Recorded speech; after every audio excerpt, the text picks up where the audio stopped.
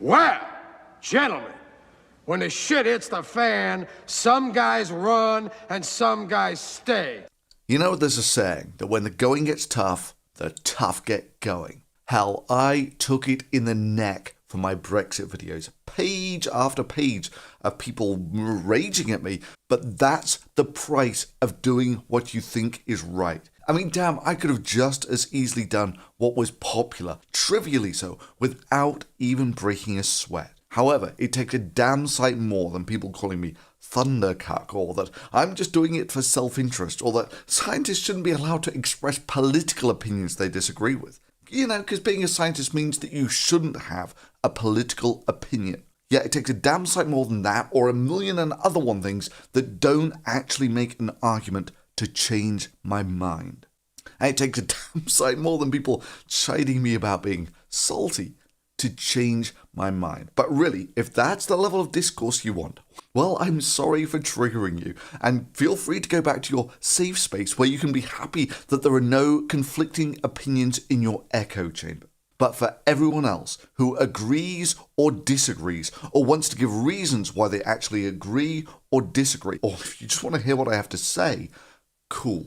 It's good to see that there are some freethinkers in the wide world. So, a couple of weeks after the UK voted marginally to leave the European Union, if you can't see the writing on the wall yet, let me just give you a head count. Within 24 hours of declaring that the 23rd of June was going to be Independence Day. If we vote leave and take back control, I believe that this Thursday can be our country's Independence Day. Boris Johnson, the de facto leader of the Leave campaign, was saying how important it was to make sure that we were closer than ever to Europe. In voting to leave the EU, it is vital to stress that there is now no need for haste, and indeed, as the Prime Minister has just said, nothing will change over the short term. And to those who may be anxious, whether at home or abroad, this does not mean that the United Kingdom will be in any way less united, nor indeed does it mean that it will be any less European. That this Thursday can be our country's Independence Day. We cannot turn our backs on Europe. We are part of Europe. Indeed, there was so much backpedaling that if he'd been promising that stuff just 1 week earlier, you would have thought he was campaigning to remain in Europe, not being the de facto leader of the Leave campaign. The second point I want to make is I've seen a lot of confusion over the weekend about the status of people living in this country. It's absolutely clear that people from other European countries who are living here have their rights protected. All that people want to see is a system that's fair, impartial and humane to all people coming from around the world. Oh, what? You mean, Boris, we need something kind of like, what's the name of it? The European Union? And also, obviously, people from the UK living abroad, living in the rest of the EU, will also have their rights completely protected. I just worry there's been a certain amount of confusion in the media over the last 24 hours. Thanks a lot, folks. And a day or two after that, he had gone from the favoured new leader of the Tories, after, of course, the Prime Minister resigned, to announcing that he wasn't going to be running at all. You who have waited faithfully for the punchline of this speech, and in view of the circumstances in Parliament, I have concluded that person cannot be me.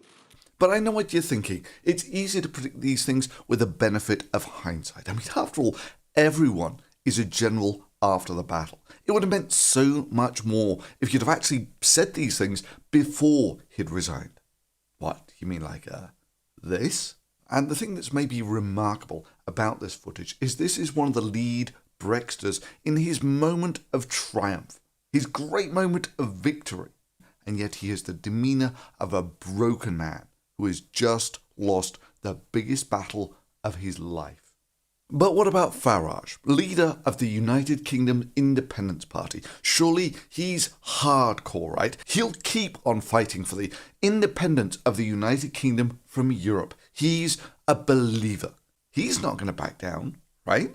I mean, let's ignore the fact that on the night of the referendum, when Farage thought that he was going to marginally lose, tonight, whatever the result, is not one for recriminations, but for a celebration that the landscape of British politics in the course of the last few weeks has changed. Win or lose this battle tonight, we will win this war. We will get our country back. We will get our independence back. And we will get our borders back. Thank you. But the quote here in the Mirror says that you told them that if the split in the result was 52% to remain and 48% to leave, then that would be unfinished business, and that would be a reason to have a second referendum. You know, because that's how Brexiters roll. You just need more referendums until you get the result you want. Because that's how democracy should work, right? Unless, of course, you win. In which case, you think that calling everyone else salty suddenly becomes a winning argument. Again, I can see the reaction in a couple of the rows there, you know, sort of whinging metropolitan losers. After an election or a referendum, even if you lose the vote, you are entitled to go on making the argument. When a government in this country wins an election, the opposition does not just say, oh, that's absolutely right, I've got nothing to say for 5 years. Well, I watched the interviews with Farage in the week or so after the referendum. Now, at the time, I was doing one of those 24/7 experiments at a reactor, so making a video was just completely out of the question. However, it was bloody clear to me that Farage also had the demeanour of a broken man who had just made a career-ending mistake. Is it actually going to happen, or have the people who voted leave been sold a pup and been told that they can control immigration when in fact they can't? Well, we can control immigration. All we need is a Conservative Party government with the will to do it. After all that blowhard crap about all the UK wanted was freedom to democratically make its own decisions, it was amazing how when Scotland was making exactly the same argument, that all they wanted was the freedom to make their own decisions. But is losing Scotland a price worth paying for Brexit? All of a sudden, Farage thought that would be voting away their democracy. Is Nicola Sturgeon really going to hold a referendum against independence? Because that's what she'd be doing. I think I can see this as one of those irregular verbs. You know, I vote for independence, but when you do exactly the same thing and vote for Home Rule, you're voting away your freedom.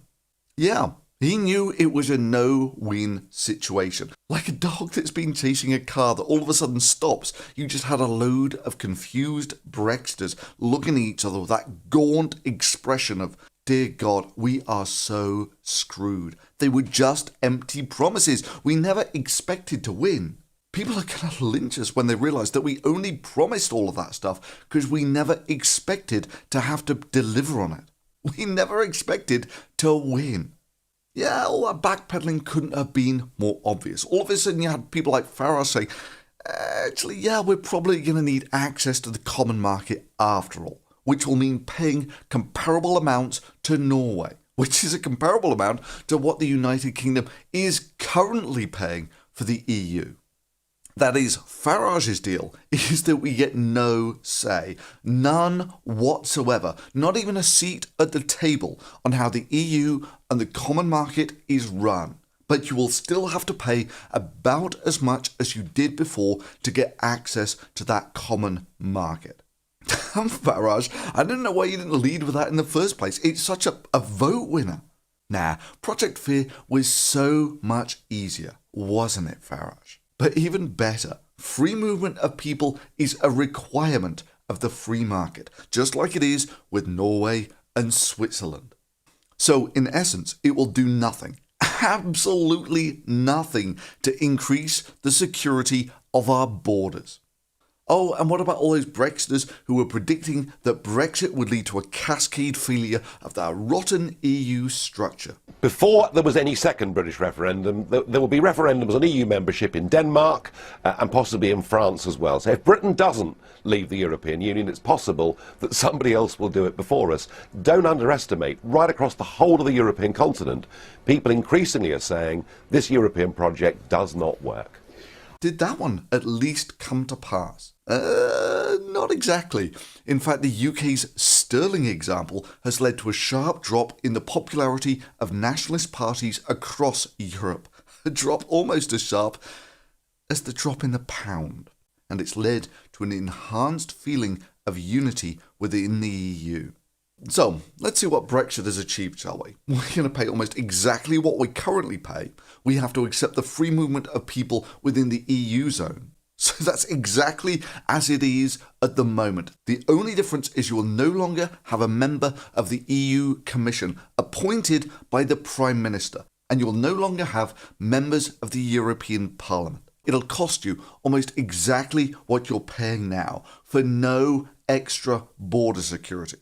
But of course, you will have no vote on how the EU is run. However, the change from one to the other will cost you a gazillion pounds. It will result in at least 2 years of insecurity, which will lead to investment atrophy within the UK. Further, it will probably lead to the movement of the United Kingdom financial services, which currently make up 1/6 of the UK's GDP, to within the European Union zone, from which they will never return. Because honestly, moving an industry like that costs money. It's a barrier. Well, you've given them enough energy to cross that barrier, and once they're there, they're never coming back. So let's take a possible scenario where half the city locates to the Eurozone. You will reduce the GDP by, I don't know, let's say 10%, as just a ballpark number. That's you're reducing the tax pool of the country by 10%. 10% less for schools, for roads, for policing your borders, for running the military, for the police force, and so forth. I mean, let me just put the scale of how screwed the UK is into perspective. The government's just put up £150 billion for quantitative easing.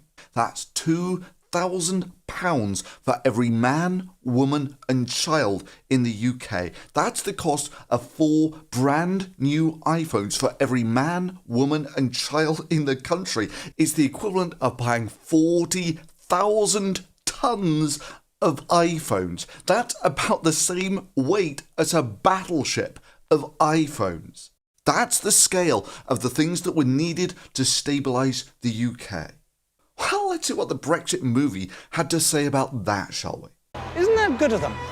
I wonder where they got the money. Yeah, demonstrate that money doesn't come out of nowhere. Fundamentally, it's from the British public. So yeah, thus far, all the UK has done is have a non-binding referendum. It's not even publicly stated that it's going to leave the European Union. It's wiped 10% off the value of the pound. Oh, before some muppet comes up with that, oh, but a low pound will be good for exports thing. Where have you been for the last 40 years? We're not China. We don't have a large manufacturing base to benefit from that weak pound. Nor does our manufacturing base have the ability to expand easily. Are you finished, Mr. Slade? No, I'm just getting warmed up. So it's wiped over 10% off the value of the pound. It's had the Bank of England standing by with last chance saloon quantities of money.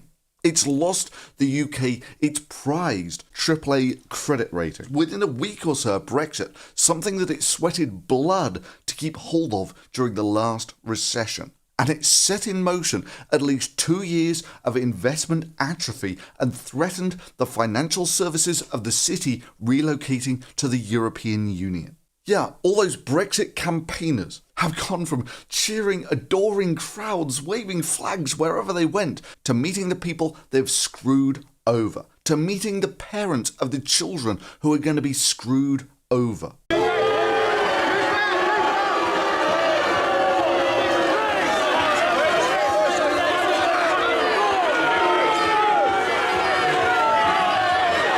And that's how it's going to be from now on. No wonder they were all quitting like flies.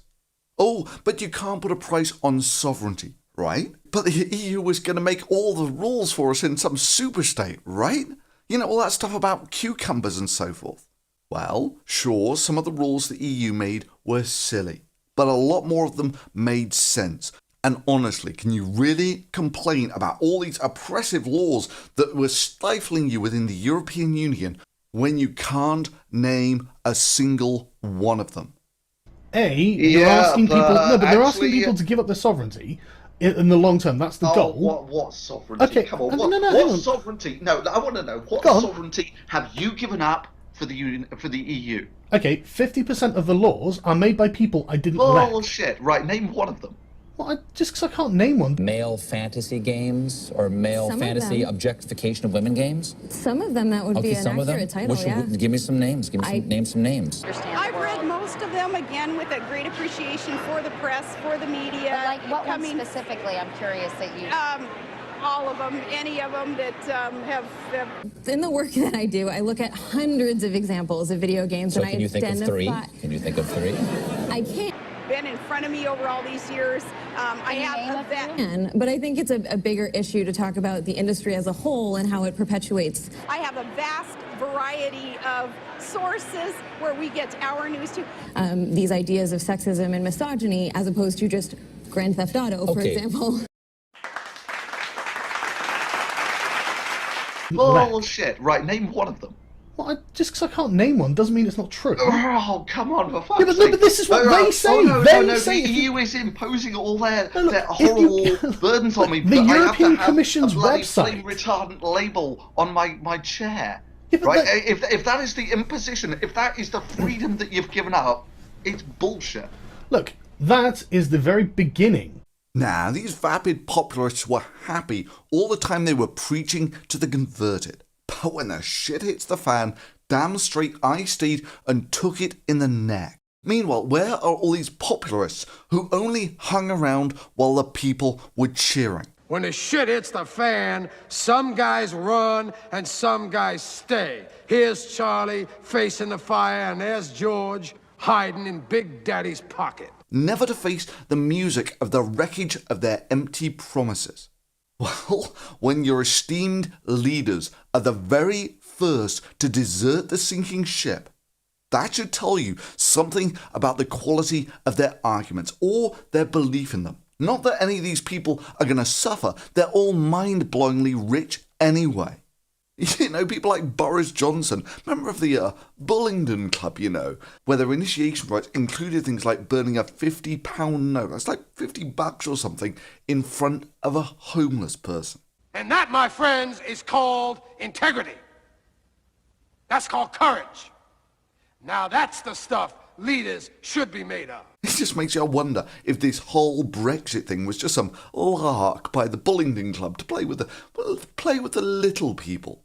But I know what you're thinking. It would have meant so much more if you'd have said beforehand that Brexit really wouldn't change Britain's overall position, but the change would cost the UK an arm and a leg.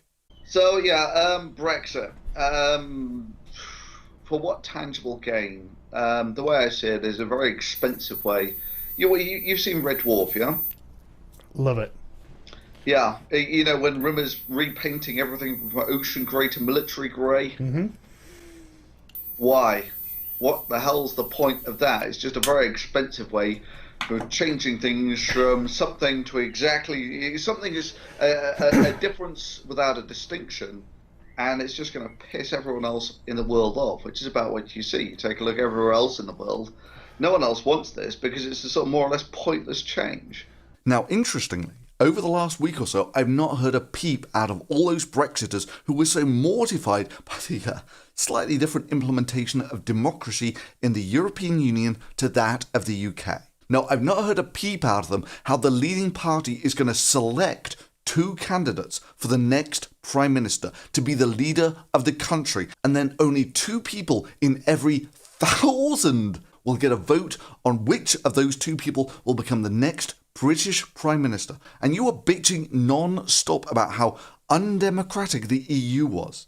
But when something like this happens, not a peep. Where only 2 people in 1,000 get a vote. And the average age of those voters is 59. And what? No attempts to change things. No referendum. No people even quitting. Yeah, it's odd how that selective outrage works, isn't it? Now, for me, I don't have too much problem with it. In the UK, it's just like the EU democracy. It's fit for purpose. But I'm not going to have some selective vision about how there are problems with the EU Parliament while ignoring those of the UK. However, I did enjoy the massive backtracking of every leader of the Tories. I mean, the whole thing was a complete farce to begin with. The Conservatives are always looking to spend less money on everything, which is sometimes a good thing and sometimes a bad thing. But it's just hilarious. These people were taken in by the idea that if the UK managed to save 300 million a week, which of course they wouldn't, most of that 300 million a week was spent straight back on the UK for things like urban development or science or that sort of thing. The idea if they managed to save 300 million a week, they would suddenly spend it on the NHS was a joke. The £350 million a week we send to the EU, which we will no longer send to the EU, can you guarantee that's going to go to the NHS? No, I can't, and I would never have made that claim. That was one of the mistakes I think that the Leave campaign made. Hang on a moment, that was one of your adverts. Well, it wasn't one of my adverts, I can assure you. Oh, really, Nigel? So you wouldn't expect to find, say, footage of a UKIP MEP giving a speech in front of that exact same sign, would you? Do we want to be part of an inward-looking, little 1950s little European bloc? Shh, no one tell the UKIP MEP that tiny little backward European Union is the largest, or maybe second largest, economy in the world. I mean, he wouldn't want to let facts get in the way of his disinformation now. Well, it wasn't one of my adverts, I can assure you. Well, that was one of the Leave campaign's adverts, that money was going to go to the NHS. And I think they made a mistake. I would like that 10 million to be spent helping the communities in Britain that your government damaged so badly by opening up the door to communist countries. And what people need here are schools, hospitals, GPs. That's why many people have voted. They made a mistake in doing that. But what I can tell you is we have a nice You're feather saying bed. after 17 million people have voted for Leave, Yep. based, I don't know how many people voted on the basis of that advert, but that was a huge part of the propaganda. You're now saying that's a mistake? Let alone the idea that they would suddenly develop a conscience over science funding. Oh, and by the way, for all those who thought I was a EU shill or something, don't let the fact that I'm not funded in any significant way by the EU fool you. EU funding for science is mostly fine. It's just the UK which is screwed. It's just they got a lot more money out of the EU for science than they put in. And I look forward to all you Brexiters campaigning for a Conservative government to restore funding parity to UK science. Yeah, congrats Brexiters, you just screwed over UK science. And for those of you in UK science who have been screwed by this, yeah, I'm sorry. But honestly, I took one in the neck for this. Anyway, like I was saying, shortly after the Brexit, for a week or two, it looked like all the potential new leaders were going to play the wait and see card. The wait and see on invoking Article 50. Yeah, well, I've seen that sort of thing before. Like the UK said when it was going to join the euro. They were going to do it when the time was right. They had to meet 5 criteria for joining. And what are we now? 15 years on and everyone's forgotten about it. Yeah, that's the sort of commitment I expected to invoking Article 50. Sure, it's a path that will cause years of investment atrophy in the UK. But the plan is politically acceptable because it doesn't require the political suicide of a politician. And really, who's going to complain about such a wait-and-see plan? I mean, doubtless there will be some hardcore Brexiters left, but maybe you should just remind them how you shouldn't take anything a democratically elected politician says too literally. However, then some folks turned up in the race who said no, they were going to invoke Article 50 as soon as possible. And look what that did for the pound. So now it looks like it's going to be a race between Theresa May, who actually campaigned against Brexit, leading to the obvious question, if she can be the leader of the Brexit, why couldn't Cameron? And then Leadsom, who only 3 years ago described leaving the European Union as economic suicide. I'm going to nail my colours to the mast here. I don't think the UK should leave the EU. I think it would be a disaster for our economy, and it would lead to a decade of economic and political uncertainty at a time when the tectonic plates of global success are moving. And she does have experience in the City and the Bank of England, and she's not one of the tiny band of lunatics who think we can have a sort of glorious economic future outside the single market. Outside Europe, we could have prosperity on a level that we can't even imagine now. so long as she understands that she's not to deliver on some of the extremely stupid things she's been saying. Yeah, with a mass suicide like this in British politics, and the Shakespearean tragedy with a body count that makes Game of Thrones look distinctly PG-13, you wonder why no one else in Europe is interested in following Britain's example. It's a real sad irony in some ways, in that I had page after page of people saying that I was only doing this for self-interest, when in reality exactly the opposite was the case. Personally, I had more to gain by the pound devaluing than staying in the Eurozone. For instance, if I were to move to the UK now, I could instantly afford 10% more than I could previously. However, that ain't how I roll. I didn't do this to win favour with people. Hell, that should have been obvious from the voting on the videos. I didn't do this for self-interest. I did it because I could see that it was a mistake of astronomical proportions. Astronomical proportions. I mean, you think Ken Hamburger $100 million on the Ark Adventure Park was a joke? You ain't seen nothing. That would merely cover the salaries of the guys to negotiate Brexit. Just the salaries. And if you're lucky, Britain might have parity with where it was before. And that's just a chump change, because, 40,000 tons of brand new iPhones. And sadly, while it does actually give me some pleasure to say, I told you so, after weeks of bitter comments, the reality is the cost for me is some slight discomfort and some skin thickening of one man. The sad reality is this is going to screw over an awful lot of British people. And even sadder is one of the things Farage cited about why he was going to quit was he was getting death threats. Oh really? Before UKIP, what do you think the chances of a pro-Remain member of Parliament getting shot in the streets by a guy identifying himself as Freedom for Britain, Death to Traitors? And even worse, in his victory speech, he said this. To win.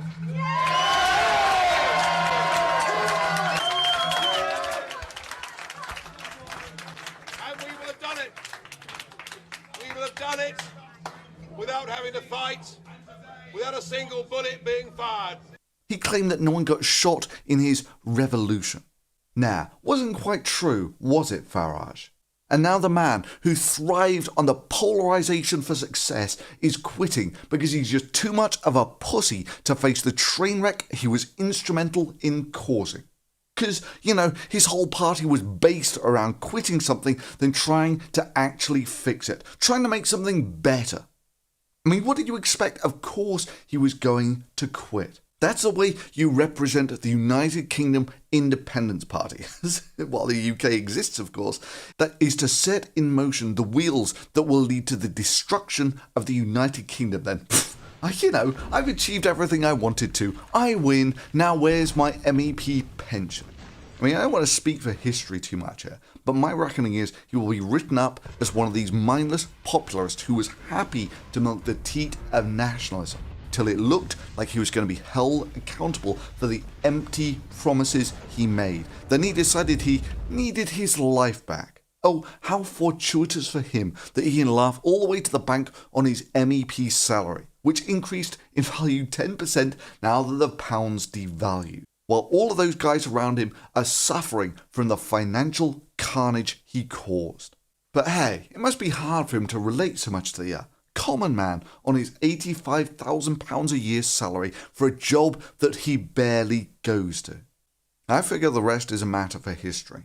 But when people voted for Brexit, it seems pretty bloody clear that this clusterfuck was not what they voted for. And if they had to vote again today...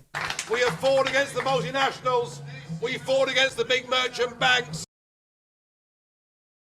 We fought against big politics. We fought against lies, corruption and deceit. Well, that was one of the Leave campaign's adverts, that money was going to go to the NHS. And I think they made a mistake. That's why many people have voted. They made a mistake in doing that. Honesty, decency and belief in nation, I think now is going to win. All the people that put their cross down for Leave saying, this is what we want, they seem to be getting a group of people who say, we can't stop immigration, we can't give 350 million, oh, and by the way, there might be quite a lot of austerity. Sorry, bye. So it's an interesting test for British democracy. The result of the referendum was obtained through empty promises. And now it's clear that they're empty promises.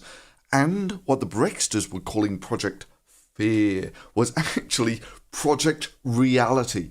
It seems that few would contest that the referendum result of only a few weeks back, which showed a marginal desire to leave the EU, is no longer an accurate measure of the will of the people, due to facts that have since become self-evident. So it's an interesting test for democracy. Should the government blindly implement a referendum which by almost any account is no longer an accurate measure of the will of the people and is against the interests of the people? Or should it seek a more liberal interpretation of democracy? You know, like where, I don't know, say, 2 people in every 1,000 in the country get to vote on the new Prime Minister, or some democratic issue like that. Anyway, I'll leave you with the sterling words of wisdom of one of the potential new candidates for Prime Minister, and what the Brexit will likely mean for the United Kingdom in financial terms. Take it away, Andrea. I'm going to nail my colours to the mast here. I don't think the UK should leave the EU. I think it would be a disaster for our economy, and it would lead to a decade of economic and political uncertainty at a time when the tectonic plates of global success are moving. And she does have experience in the City and the Bank of England, and she's not one of the tiny band of lunatics who think we can have a sort of glorious economic future outside the single market. Outside Europe, we could have prosperity on a level that we can't even imagine now. So long as she understands that she's not to deliver on some of the extremely stupid things she's been saying,